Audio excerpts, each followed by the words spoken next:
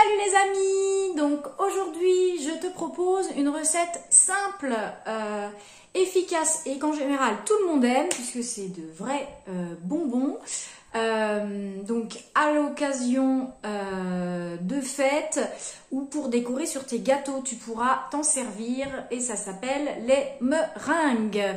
Donc je te propose ma recette toute simple, toute efficace de meringues que tu pourras faire sous la forme que tu veux, soit en version petite pour grignoter ou en décoration sur tes gâteaux, ou en version grosse pour pouvoir mettre dans des centre-mets, des bûches glacées, etc., etc. Moi, je l'utilise beaucoup, par exemple, pour mon vacherin.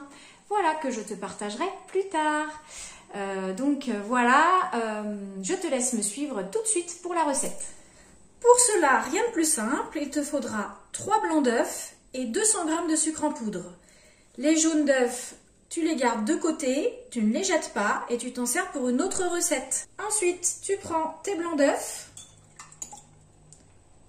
dans le robot. Si tu n'as pas de robot, tu prends un saladier et un batteur électrique. Tu mets tes blancs d'œufs, ton sucre. Et c'est parti!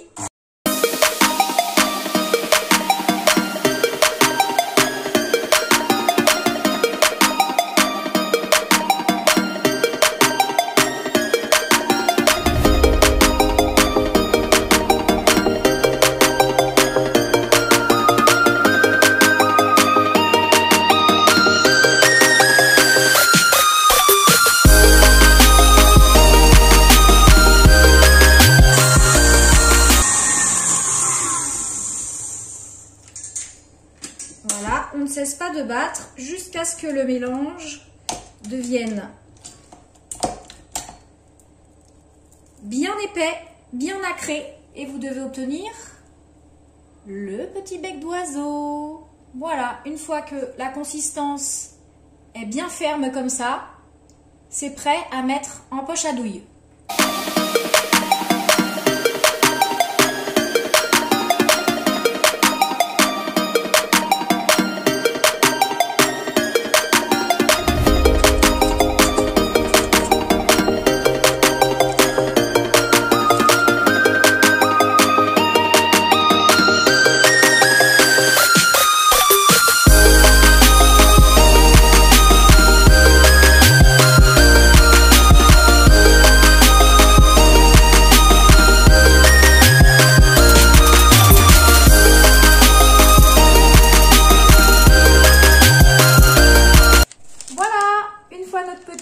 Meringue pochée et mise sur la plaque avec du papier sulfurisé.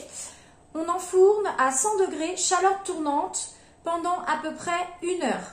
Si vous les souhaitez craquantes à l'extérieur et moelleuses à l'intérieur, vous pouvez les laisser qu'une petite demi-heure sur ces petites meringues-là. Si vous les souhaitez plutôt fermes et dures, bien croustillantes, laissez-les minimum 1 heure.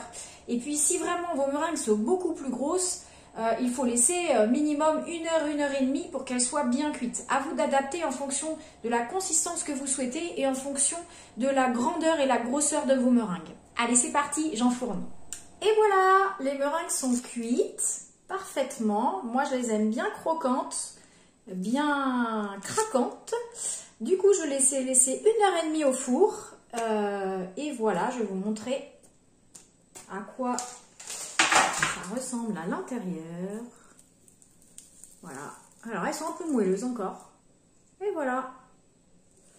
Donc, au bout d'1 heure et demie, à 100 degrés, c'est juste parfait.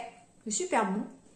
Donc, moi, je les ai faites en version petite pour les décos de mes gâteaux. Et puis, à picorer comme ça. J'ai aussi fait des disques comme ça, dans le but de faire des petits vacherins individuels.